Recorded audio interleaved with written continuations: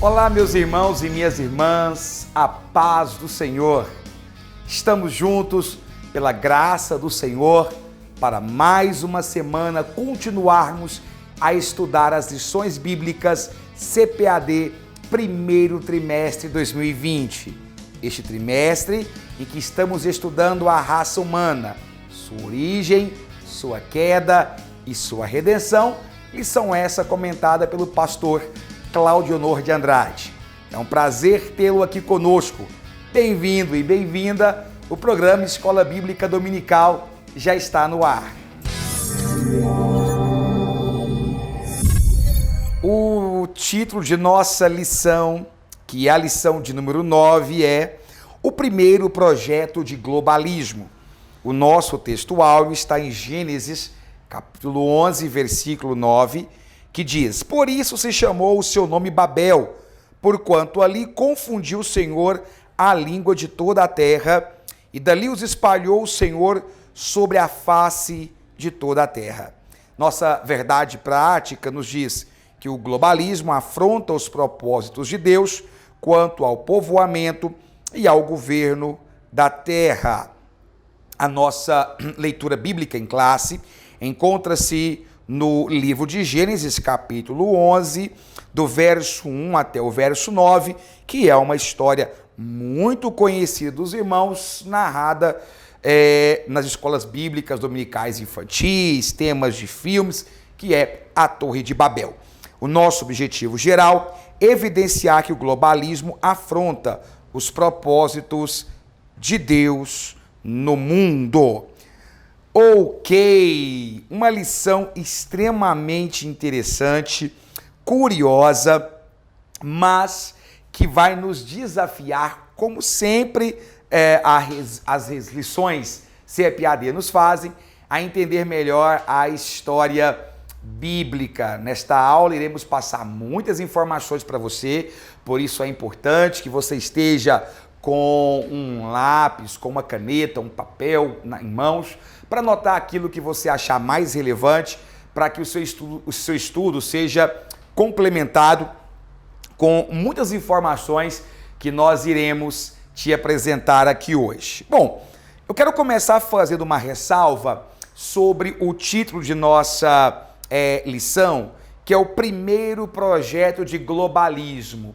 Eu confesso para os irmãos que, de certa maneira, eu me preocupo muito com a palavra globalismo, embora o conceito aplicado aqui na revista seja o correto, porque nós vivemos em um período, principalmente no Brasil, mas isso se reflete no mundo todo, de extrema polarização, de muita política, e algumas vezes um lado ou outro lança mão de conceitos deslocados, de conceitos equivocados que não se ajustam àquilo que é colocado aqui. Então, a primeira coisa, eu quero deixar bem claro para os irmãos que o globalismo aqui que nós iremos tratar não é globalização, deixar bem claro, tá? Porque globalização não é a mesma coisa que globalismo. Eu quero inclusive começar por aqui, porque eu tenho certo receio de que muitos professores e professoras façam confusão com os termos. Lamento também que não haja uma diferenciação tão grande assim na nossa revista. Globalização nada mais é do que quando os povos criam laços entre si através do comércio, através da venda de mercadoria, de commodities, através do intercâmbio cultural, através do intercâmbio científico, da produção intelectual, enfim, isso é globalização. Vou dar um exemplo de globalização para os irmãos. Se você pegar o smartphone, um dos mais conhecidos do mundo hoje, que é o iPhone, você vai perceber que, por exemplo, a bateria dele é fabricada na China, a tela de LCD dele, ou de cristal líquido, é fabricada em Taiwan, vai perceber que a placa-mãe dele é fabricada nos Estados Unidos. Isso é globalização, tá? Isso é globalização. Agora, o globalismo histórico é quando você tem um governo e esse governo se propõe a unificar todas as outras culturas, ideias ao seu redor, desmanchando as fronteiras, desmanchando a dimensão nacional, tá? E gerando uma única ideia de governo. Observe que o globalismo, ele não anula as outras manifestações culturais e intelectuais. Só que ele é um governo único, é todo mundo reunido em um só lugar, sobre a mesma direção e a mesma gerência. Isso é globalismo, não tem nada a ver com globalização, tá? É como se todo mundo estivesse subjugado a um governo central que exerce o poder global. Isso é globalismo. Entretanto, nós também temos o globalismo tão propagado hoje em dia, que é o globalismo político, e esse é um globalismo, meus irmãos, que já vai fugir da nossa esfera. Eu confesso para os irmãos que é um termo que eu não creio nele, tá? É um termo que eu sou uma pessoa, eu particularmente, tá? Sou uma pessoa extremamente acadêmica em termos de conceitos, pela minha formação como professor, tá? Eu sou uma pessoa extremamente rigorosa com os conceitos, então eu não sou afetado nem por um lado nem pelo outro, então eu devo dizer para os irmãos que fica ao seu critério acreditar ou não no globalismo político da modernidade, que é aquela ideia de que o mundo todo, através da ONU, através do Unicef, da Unesco, dos seus órgãos, tem tentado influenciar a política, tem tentado influenciar a cultura, financiada por bilionários como George Soros e assim por diante. Eu confesso para os irmãos que claro que eu creio que há sim um interesse de grandes corporações na política, grandes corporações na cultura, grandes corporações, mas confesso para os irmãos que muito do que se propaga por aí não é nada mais do que hoax e fake news, e isso não é o tema de nossa lição. Portanto, eu quero deixar bem claro para os irmãos essas duas coisas. Não estamos aqui falando de globalismo no contexto político no qual ele é hoje propagado, e não devemos confundir globalismo com globalização. São coisas distintas.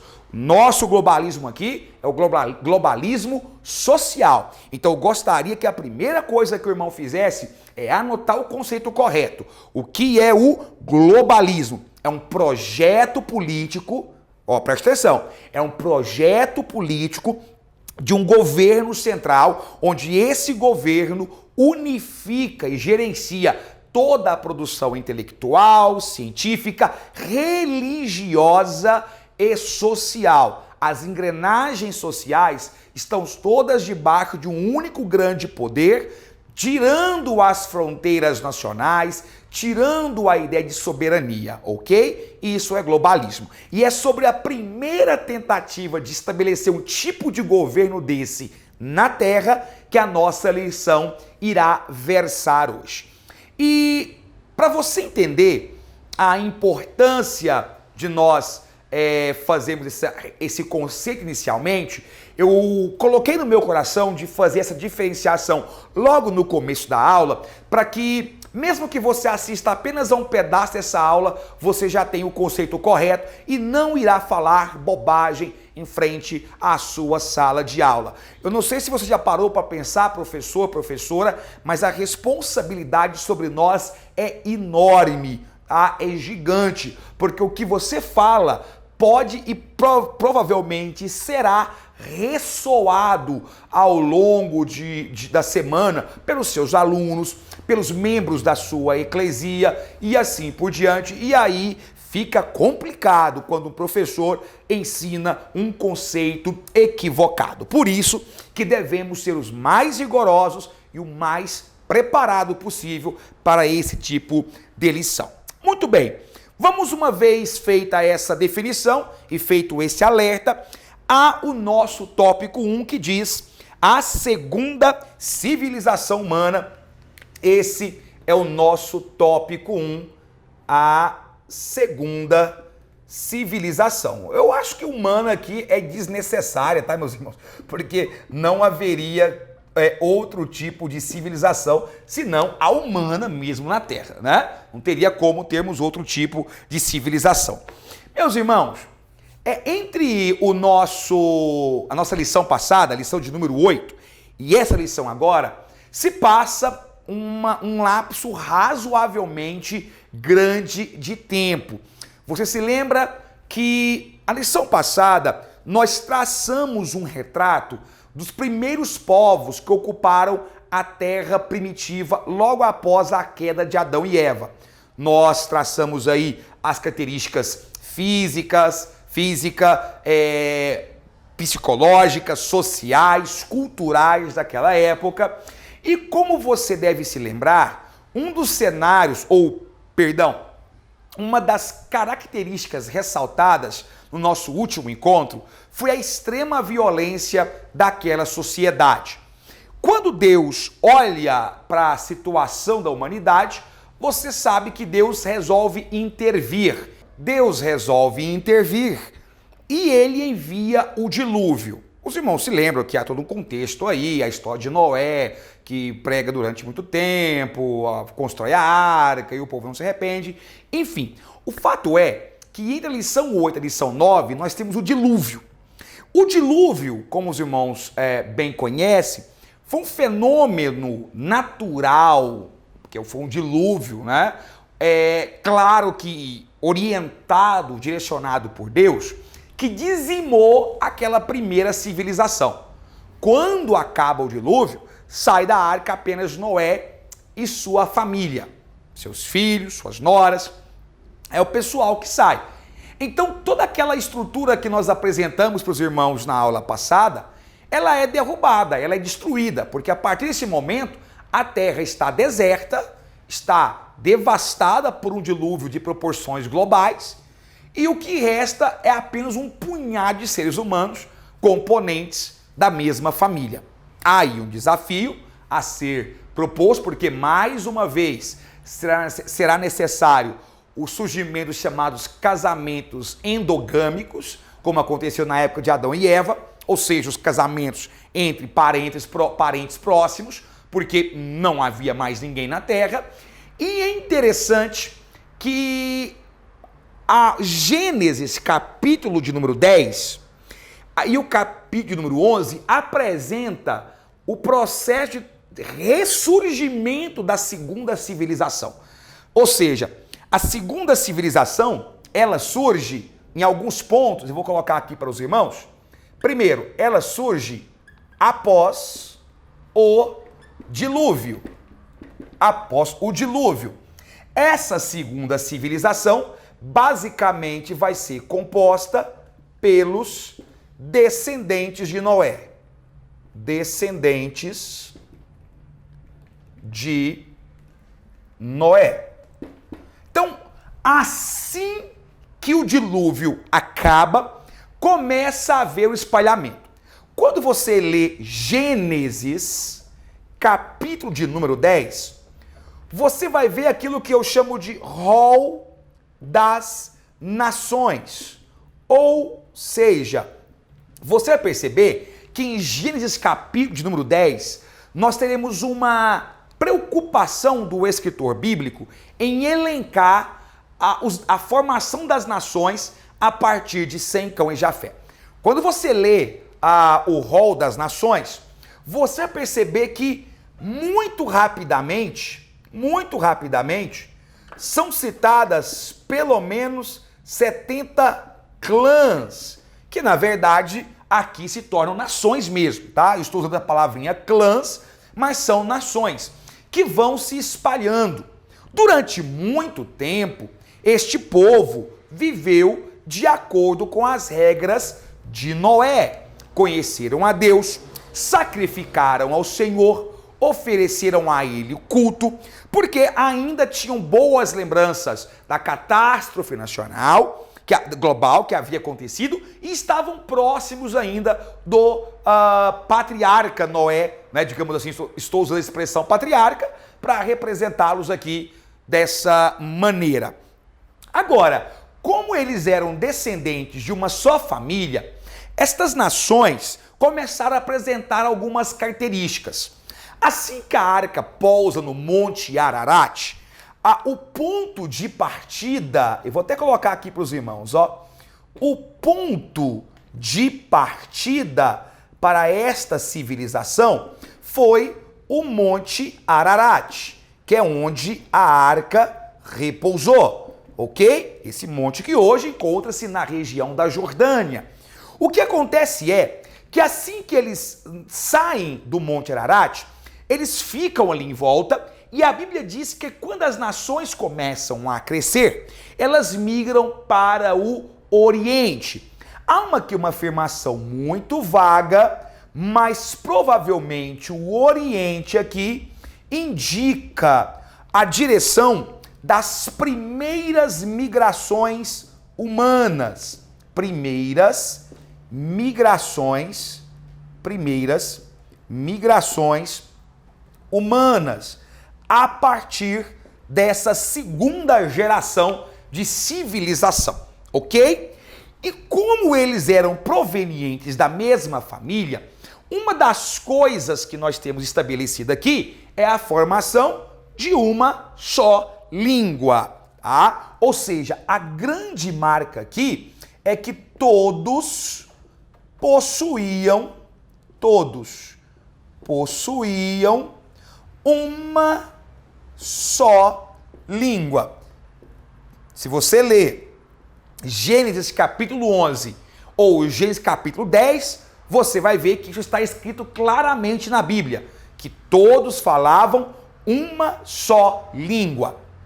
Nesse processo, à medida que as nações vão se separando ao redor dessa região, elas vão se fixando na região que hoje nós conhecemos como Mesopotâmia, especificamente na região da chamada Crescente Fértil.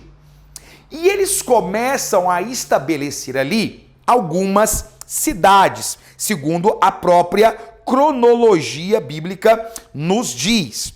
Agora, é interessante porque um grupo maior desses povos, e inclusive a expressão bíblica é eles, um grupo maior desses povos, nesse processo de deslocamento para o chamado Oriente, chegam perto de uma província, ou de uma planície, que é a planície de Sinear. Nesta época, esta planície não tinha este nome, mas como ela é uma planície localizada na Crescente Fértil, o terreno era muito bom, era ricamente abastecido pelas enchentes dos rios que passavam ali em volta, e você vai perceber que há uma transição nisso aqui. Isso não é um processo rápido. Essas migrações, elas vão acontecendo a passos lentos. E os povos não se espalham a um raio muito grande. Eles vão procurando agregar terras, mas sem ir muito longe um do outro. Isso acaba favorecendo, mais uma vez, ao surgimento de cidades. Quando você lê a Bíblia, você vai perceber que a Bíblia diz que aqui, nessa região, surge pelo menos 4 grandes cidades. A cidade de Babel, que posteriormente deu origem à Babilônia, a cidade de Ereque, a cidade de Acade, e a cidade de Calné. Essas são as 4 principais cidades que se estabelecem aqui na chamada planície de Sinear. Detalhe, essas 4 cidades estavam rodeadas de pequenas vilas, estavam rodeadas de pequenos vilarejos. Dessas aqui, com certeza a maior era Babel. Babel era a principal cidade, que se tornou a semente da Babilônia. É interessante porque um detalhe que poucos irmãos conhecem é que se você procurar o nome Babel, que é o nome da primeira cidade, eu vou pôr aqui para os irmãos, tá? O nome da primeira cidade, Babel, na realidade, o nome original era Babi-Ilim. Babi-Ilim significa porta ou portão de Deus. Então, ao contrário do que muita gente pensa, o nome Babel inicialmente não significava confusão, significava portão de Deus. Numa, digamos, lisonjeira reinterpretação do nome bíblico. Bom, nesta planície, nessa região, começou a acontecer um processo curioso. No início, os ensinamentos de Moisés, me perdoe, os ensinamentos de Noé eram guardados à risca. Com o passar dos anos, o envelhecimento de Noé, posteriormente a sua morte, a expansão, o povo começou a se esquecer, mais uma vez, dos ensinamentos religiosos, morais de Noé. Resultado, mais uma vez, há um aumento gigante da violência, da prostituição, da violência sexual. Tudo que vocês pensarem de ruim prospera mais uma vez. O povo rapidamente esquece a tragédia que havia acontecido. Nesse processo, cada cidade começa a criar o que nós chamamos de enoteísmo. O que é isso? Nessa cidade começa a proliferar, nessa planície, começa a proliferar o chamado enoteísmo, tá? Enoteísmo. Professor, o que é o enoteísmo? Ao contrário do politeísmo, bom, na verdade o enoteísmo, ele é um caso específico de politeísmo. O enoteísmo é o seguinte: cada aldeia, cada família começou a cultivar o seu próprio Deus, começou a criar as próprias entidades que protegiam aquela região. E detalhe, como começou a surgir uma miríade de deidades devido a cada aldeia querer a sua própria vontade, eles começaram também a querer provar que o Deus de um era mais forte do que o outro. Resultado, começa-se o processo de guerras entre os clãs, guerra entre os vilarejos. Nesse processo de guerra entre os vilarejos, as cidades que mais venciam começam a se fortalecer. Nessa época, Babel, Ereque, Acade e Calné ganham o status de cidades-estados. Cidades-estado. Ou seja, são cidades independentes, como se fosse, por exemplo, o Vaticano hoje, que é uma cidade, mas que tem governo próprio, sistema bancário próprio, tem toda aquela estrutura própria de um país, só que alojado em uma cidade, ok? E é nesse turbulento caldeirão social que surge um homem. A Bíblia diz um caçador. O nome desse camarada era Nimrod, ou Nirod. Nimrod ganhou extrema fama, por quê? Primeiro porque esse camarada era um caçador extremamente capaz. Ele era um caçador extremamente capaz. E além de ser um caçador extremamente capaz, Nimrod era um camarada ambicioso, extremamente ambicioso. E o que ele faz? Ele se estabelece como um rei. Eu estava, inclusive, lendo esses dias atrás um livro de Flávio Josefo, Josefo que, inclusive, muitas vezes tem o seu nome banalizado por alguns pregadores, que quando querem abalizar a sua opinião, dizem, Flávio Josefo dizia. E muitas vezes coisas que ele nem disse, nem escreveu. Josefo, que foi um importante historiador, diz o seguinte, pouco a pouco transformou o Estado numas coisas de tirania, sustentando que a única maneira de afastar os homens do temor a Deus era fazê-los continuamente dependentes de seu próprio poder. Traduzindo, Nimrod, que era um caçador capaz, ele ascende ao poder. E quando esse camarada ascende ao poder, a primeira atitude que ele faz é deflagrar uma guerra contra Deus. Uma guerra contra Deus.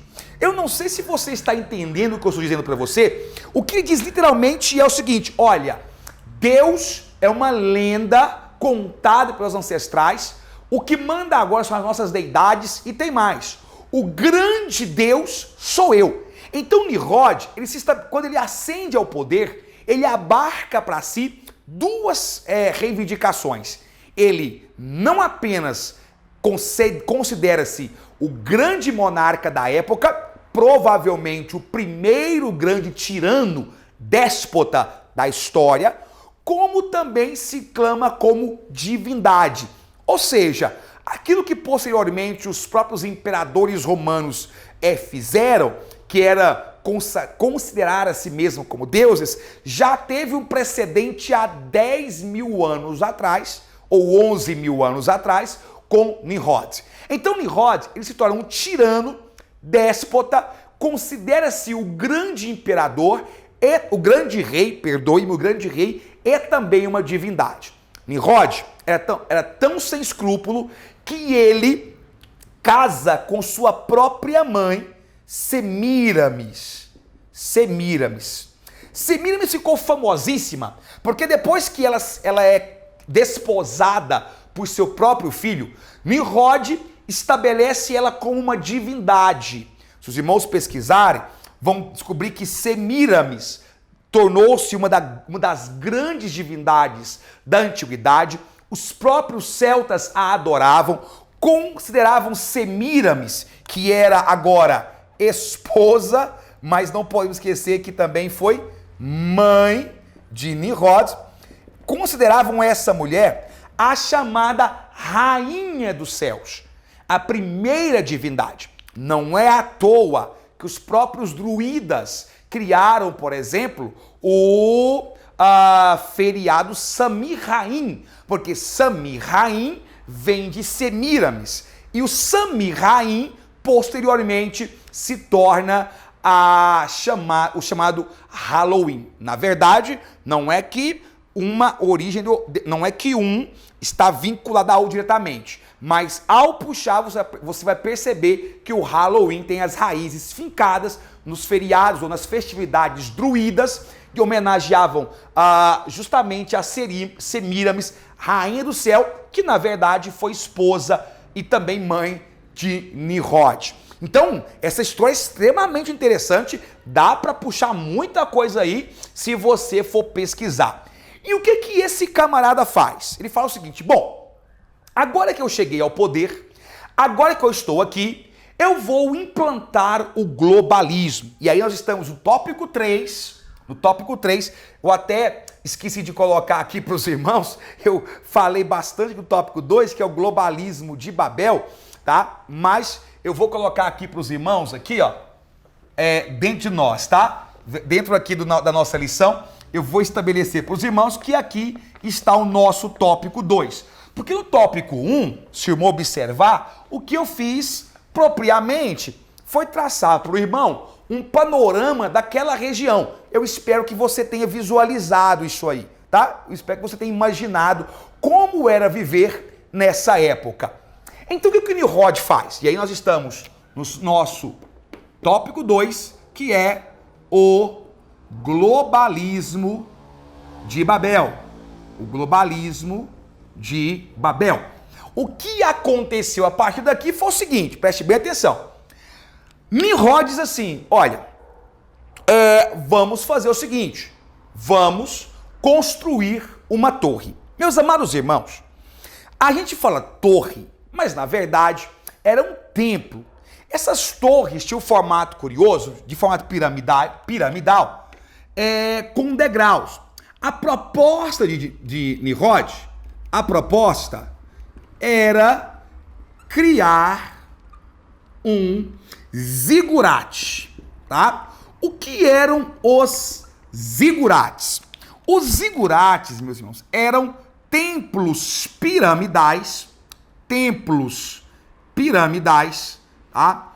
Onde aqui no topo eles construíam uma espécie de santuário.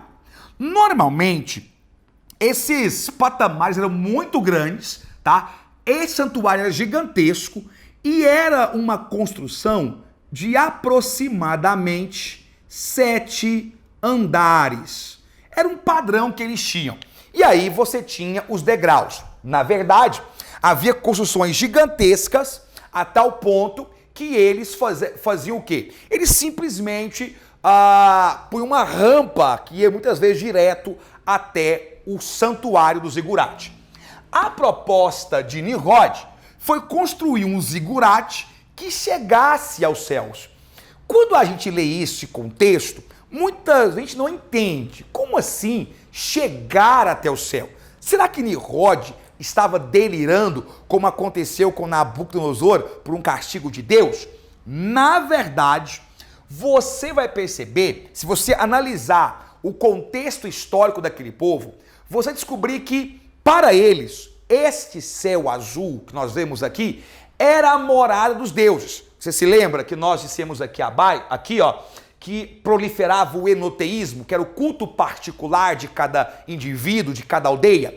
Então, para eles, o céu era habitado por esse tipo de deuses e que era possível chegar até lá através de uma escada, através de processo. Os zigurates sempre eram muito altos porque apontavam para essa comunicação. Uma prova de que esse enoteísmo era muito comum é que se você pegar o livro de Gênesis e começar a ler a história de Abraão, você vai lembrar que a Bíblia diz que o pai de Abraão, cujo nome era Terá, era fabricante de ídolos. A lembrar disso? Pois então, o fato é que Nimrod propõe construir um zigurate que chegasse até lá.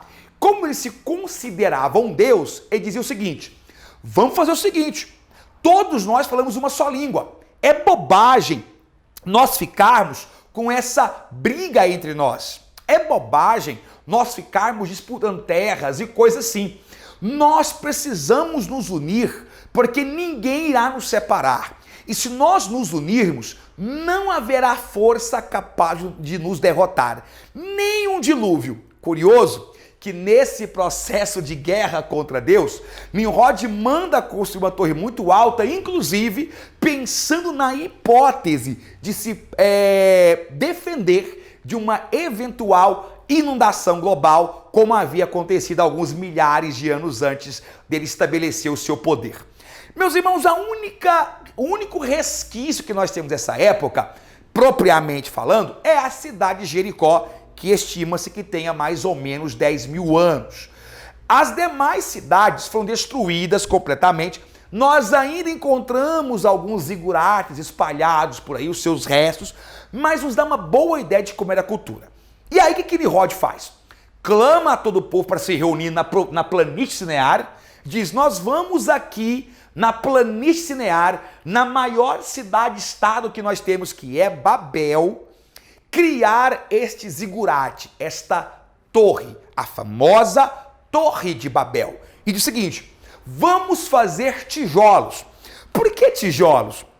Na realidade, meus irmãos, é a primeira vez que essa expressão tijolos aparece desta forma, e é porque a planície do Sinear, ela é pobre em pedras. Até hoje, se você for lá, vai ter dificuldade de achar em pedras. Então, eles faziam da argila aqueles tijolos. Por um outro detalhe: a planície Sinear, que é onde está hoje a antiga Babilônia, próximo ao Iraque ali, né? Ela não tem pedras, mas a argila ali é muito boa. Quando resseca, fica extremamente dura. Então ela é propícia para fazer tijolos. Além disso, ele fala assim: façamos tijolos. Nesta época, eles misturavam a argila com a palha para dar mais sustento e criar uma espécie de isolante térmico. E vamos selar com betume. É curioso, porque o betume é um derivado de petróleo preto, viscoso, que hoje nós temos algo muito parecido no dia a dia, que é o chamado piche. Não é verdade? O piche é um subproduto do refino do petróleo, muito parecido com o betume. Nesta região existia e ainda há poços ou resquícios de poços de betumes muito grandes, vastos poços de betume. Resultado, eles podiam pegar esse betume e utilizar para colar os tijolos. Não é à toa que edificações desta época ainda podem ser encontradas em ruínas, mas ainda podem ser encontrados. Havia tantos poços de betume na planície do Cinear que os mouros, quando chegaram ali, milhares de anos depois, chamavam aquela região de Boca do Inferno, para os irmãos terem uma ideia, tá? E aí eles começam a construir esta torre. Lembre-se que nessa época era Babilim, ou portão, também traduzido por portal de Deus. E aí, meus irmãos, a gente chega no nosso último tópico, que é o tópico de número 3. O tópico de número 3, que é a intervenção de Deus em Babel. A intervenção de Deus em Babel. Só intervenção de Deus. Intervenção de Deus. Meus amados irmãos, muitas pessoas se perguntam, por que Deus tinha que se preocupar com uma torre construída? Deus, em sua onipotência, ria de Nimrod, ria digamos, petulância daquele minúsculo ser humano. Por que é que Deus se desgasta ao ponto de intervir diretamente nisso? A lição passada e na lição atrasada, os irmãos se lembram que nós conversamos sobre isso.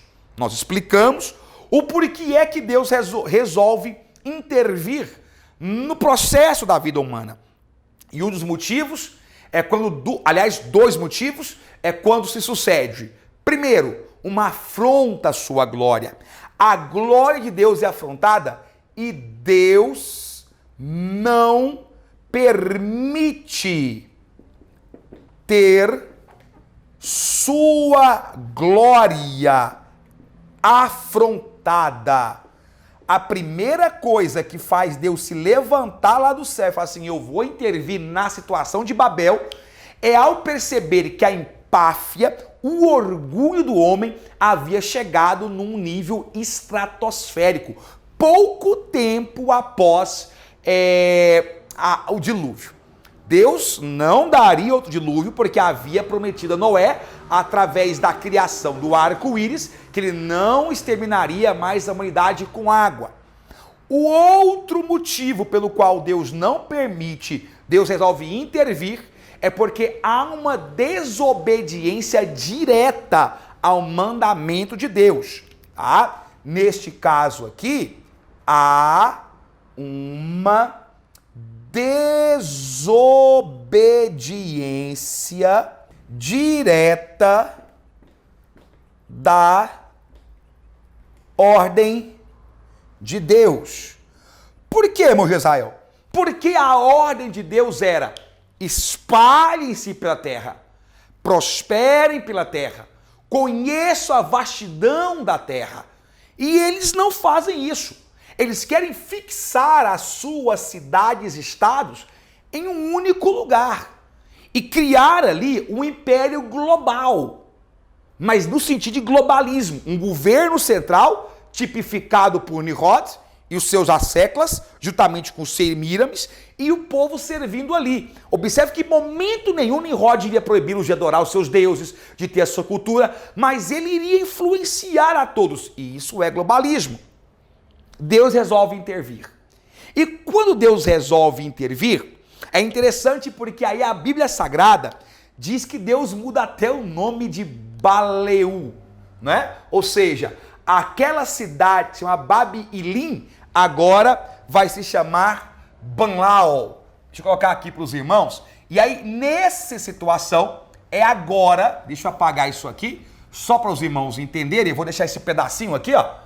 É nesse momento que a Bíblia para de registrar o nome de Babel como Babilim, que significa portão ou portal de Deus, e passa a registrar o seu nome como Banlaol, ok? E esta sim significa confusão. E por que confusão? Porque você sabe que o segredo do sucesso de uma equipe, o segredo do sucesso de uma estratégia militar bem-sucedida, o segredo por trás do crescimento de uma empresa é uma comunicação bem feita. Seja ela uma comunicação visual, seja ela uma comunicação verbal, não interessa. A comunicação, e eu já disse isso aqui em outros momentos, tem como postulado básico a interação. Então Deus não precisa matar o homem. Para fazer o projeto não dar certo, basta Deus não permitir que os homens se comuniquem bem entre si. E aqui fica uma lição profunda, porque a gente entende que quando não há diálogo, quando a comunicação é ruidosa e de péssima qualidade, o trabalho fracassa, a obra não subsiste, a coisa não funciona. Tão importante quanto para uma empresa uma boa comunicação, é para a igreja também uma boa comunicação. Seja a verbalização da pregação, seja do ensino, seja de uma logomarca da igreja, o material visual produzido, um vídeo produzido, por exemplo, o que a gente fazia com tanto carinho para os irmãos, isso é importante para o sucesso de uma empreitada. Deus coloca o dedo na garganta daqueles homens e eles começam a falar em multivariadas línguas.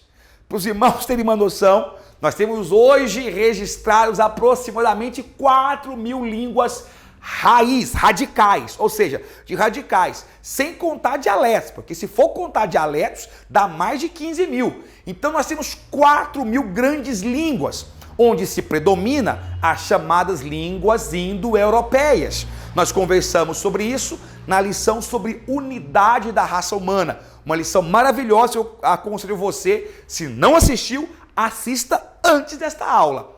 Então você percebe que lá fica claro que quando Deus toca na garganta do homem, toca na língua do homem, na verdade, e eles começam a falar em multivariadas línguas, não há mais comunicação. Deus não precisou de muita coisa. Deus não precisou de fazer nenhum grande movimento. Bastou impedir a comunicação.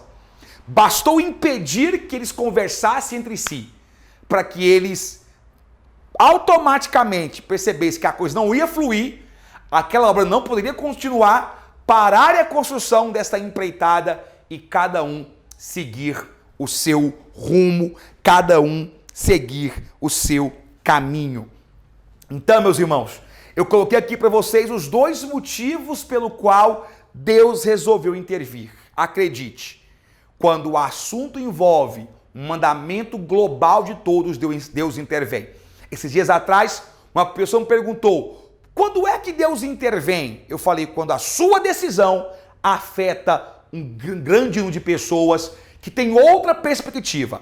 Se a sua decisão individual é o interesse seu, ok. Mas quando a sua decisão individual, pessoal, passa a implicar numa desobediência generalizada de pessoas da vontade do Senhor, Ele irá interferir sim, porque Ele é soberano. Ele faz tudo e todas as coisas da forma que Ele quer, quando Ele quer e do jeito que Ele quer. A grande lição que nós temos aqui, meus irmãos, a grande lição é de que não adianta o homem achar que pode enganar, que pode chegar aos pés de Deus. Deus é maior e Ele é capaz de confundir a mente do homem para que a sua obra seja realizada. As consequências nós estamos vendo aí. Milhares de línguas espalhadas pelo mundo. Milhares de pessoas com culturas diferentes. Isso é tão bonito, isso é tão maravilhoso, não é? Porque a diversidade mostra a importância genial, a criação poderosa do nosso Deus. Meus irmãos, muita informação. Eu só queria dizer para os irmãos que, inclusive, o Zigurat de Babel ganhou um nome, tá? Etenamak. Eu não citei isso, mas me lembrei agora e falei assim, nossa, eu tenho que deixar essa informação para os irmãos. Alguns livros mais antigos, por exemplo, o escritor grego Heródoto, chamava a Torre de Babel de Etenamak. Na verdade, até hoje existe um grande portal nesta região, chamado de Portal de Ur, que eles creem que seja desse período. Gente, é muito interessante, não é? Inclusive, a vontade que dá é de ir amanhã mesmo para esse lugar e conhecer de perto essa região, não é verdade? Mas, infelizmente, há muitas limitações para isso. Que Deus abençoe, obrigado pela sua audiência, a nossa lição chegou ao final, espero ter contribuído com você. Se essa lição te edificou, se essa lição te deu informações que você não sabia, que vai apoiar a sua aula, não seja egoísta, nem conosco e nem com o seu professor ou com o seu aluno. Compartilhe, divulgue, nos ajude. Deixe o seu like, o seu comentário, se inscreva aqui no canal, tem um botãozinho vermelho aí, inscrever-se, inscreva-se. Se já se inscreveu, clica no sininho de notificação, escolha a opção sempre, tá? Notificar sempre, porque fazendo isso, você não apenas estará nos apoiando, como estará ajudando ao reino de Deus prosperar cada vez mais. Meus irmãos, que Deus te abençoe cada vez mais, que o Senhor esteja ao seu lado e que sua aula seja uma benção. Pelo nome santo do Senhor. Semana que vem, estamos de volta para mais uma edição do programa Escola Bíblica Dominical. Que a graça do Senhor Jesus Cristo esteja com todos. Amém.